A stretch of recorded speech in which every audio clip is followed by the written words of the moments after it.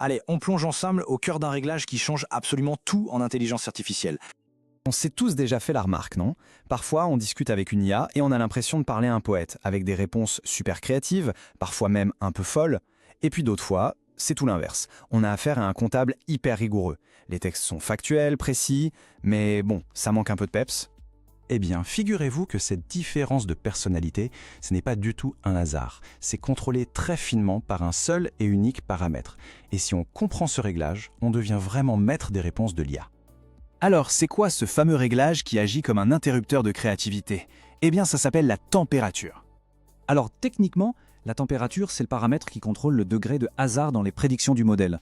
Pour le dire simplement, plus la valeur est basse, plus la réponse sera prévisible, presque mécanique, et plus on l'augmente, plus la réponse devient créative, voire inattendue.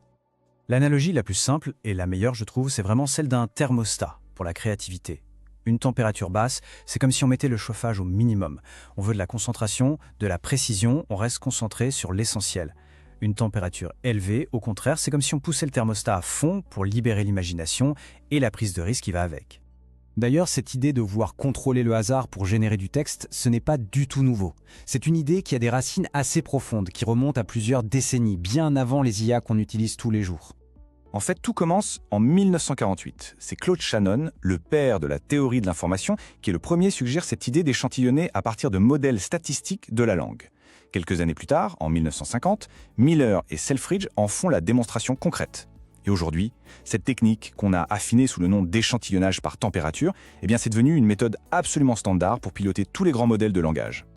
Ok, maintenant qu'on a le contexte historique, il est temps d'aller soulever le capot. Comment ça marche, concrètement, ce thermostat à l'intérieur du modèle? Pour bien piger la mécanique, il y a 3 briques de base à connaître. D'abord les tokens, ce sont les petits bouts de mots que l'IA manipule. Ensuite les logits, ça c'est les scores bruts que le modèle donne à chaque token possible pour la suite de la phrase. Et enfin, la fonction softmax. C'est un peu l'outil magique qui va transformer tous ces scores en de vraies probabilités, entre 0 et 100%. Pour visualiser tout ça, le mieux, c'est d'imaginer une grande roulette de casino. Chaque case de la roulette, c'est un mot possible pour la suite du texte. Et le rôle de la température, ça va être de modifier la taille de ces cases, et donc les chances que la bille s'arrête sur l'une d'entre elles. Et voilà comment ça se passe en action. Si on met une température élevée, les probabilités sont comme aplaties. C'est-à-dire que toutes les cases de notre roulette ont à peu près la même taille. Même les mots les moins probables ont une chance d'être choisis. Le résultat, plus de hasard et donc plus de créativité. A l'inverse, si on met la température au plus bas, c'est l'effet inverse. Les probabilités sont accentuées. La case du mot le plus probable devient gigantesque. Elle prend presque toute la place sur la roulette. Son choix devient quasi certain et la réponse est donc très prévisible. Bon, la théorie c'est bien, mais en pratique, comment on s'en sert? Comment est-ce qu'on trouve le bon réglage pour obtenir exactement les résultats qu'on attend? Eh bien, le point crucial, c'est que le réglage parfait dépend entièrement de la tâche. Pour faire du brainstorming, générer des idées ou écrire le début d'une nouvelle, là, on va vouloir pousser la température assez haut. Mais si le but, c'est d'extraire des infos précises d'un document ou de résumer un article technique, on va la baisser au maximum pour s'assurer d'avoir un résultat fiable et factuel. Regardez ce qui peut arriver quand on se trompe. Là, c'est une tentative d'écriture créative avec une température très basse. Le résultat est, répétitif. Le modèle est comme piégé dans une boucle, il n'arrive pas à explorer d'autres chemins. Mais regardez maintenant, si on augmente la température pour la même tâche, l'histoire prend vie, elle devient tout de suite plus imaginative, elle prend des directions inattendues, elle fait même des références sympas à la culture populaire. C'est le jour et la nuit. Mais attention, il y a une petite subtilité, un piège dans lequel il est facile de tomber. On pourrait penser que pour avoir une réponse 100% identique à chaque fois, il suffit de régler la température sur 0. Logique, non? Eh bien, ce n'est pas si simple.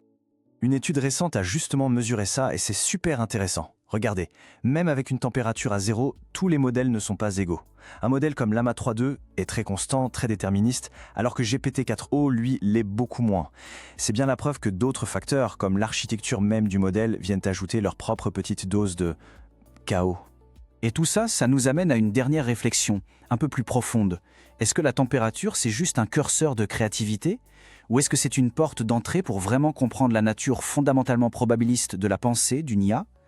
Parce qu'en jouant avec ce réglage, ce n'est pas juste la réponse qu'on change, c'est la manière même dont la machine explore tout l'univers des possibles. Et ça, c'est assez fascinant.